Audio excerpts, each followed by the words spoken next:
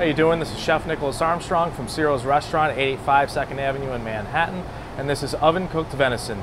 All right, the first thing we're going to do is start out with this dish. We're going to roast a potato. I'm going to cut it on the bias. I'm going to make what's called a Hasselback potato, made by putting small slices right down the potato. This is really impressive, but it's easy to do at home. Add some height to the plate, a little dexterity. Very simple to do. Just watch yourself with your knife.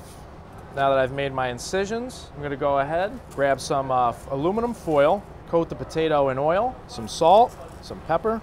I'm going to close it up, and we're just going to pop it in the oven at about 450. It should take about anywhere from 35 to 45 minutes. All right, the next thing that we're going to go ahead and worry about is our white asparagus. Just a little bit of oil, some salt, pinch of pepper, and we're going to pop that in the oven to roast off as well. All right, we're going to go ahead and turn our attention to our venison loin. I've already trimmed the sinew and silver skin. I've wrapped it up just to keep it nicely shaped when we cook it. I'm going to go ahead and kind of make what's known as a tournedos. We're going to want to cook these with the grain nice and oiled up. So the salt and pepper can adhere to it. I like to be generous with it and move it around in that oil. I'm going to come in to our nice hot pan. I got a blue steel pan here. This gives it a nice even heat throughout for searing. All right, now that we're smoking, I'm going to come in.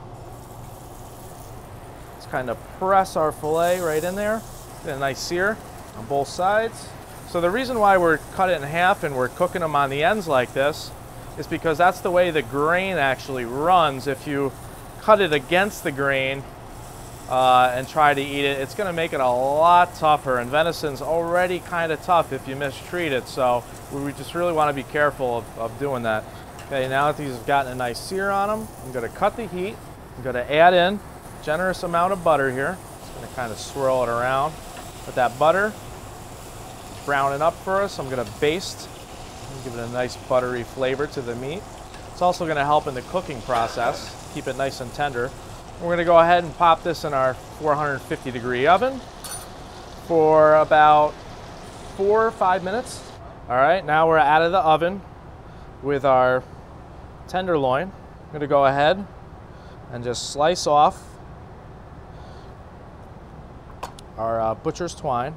We're going to want to let this meat rest out for a little bit. By resting, I mean you just want to give it some time to allow the coagulated juices to redistribute to the meat. So in the meantime, we're going to start our plating. First thing I'm going to do is, now that I have my potato, I'm just going to set that nice and rustically on the plate. I do have some baby radish. This is kind of a cool feature. You know, it holds different vegetables, things of that nature in between its layers.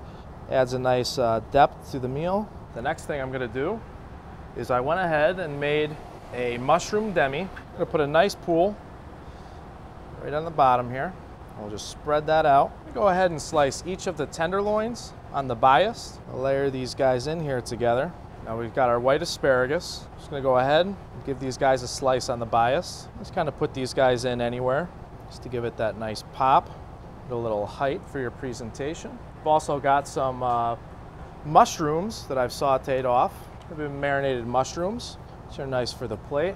So remember that butter that we let brown up when we basted this? I'm just going to go ahead, and I like to have some of it right over my potato. All those ridges catch that brown butter. I'm just going to finish this off with a little bit of microgreens, and this dish looks good enough to eat. This has been Executive Chef Nicholas Armstrong from Ciro's Restaurant, 885 2nd Avenue in Manhattan, and this is oven-cooked venison meat. And remember, folks, cooking is all about the flavor.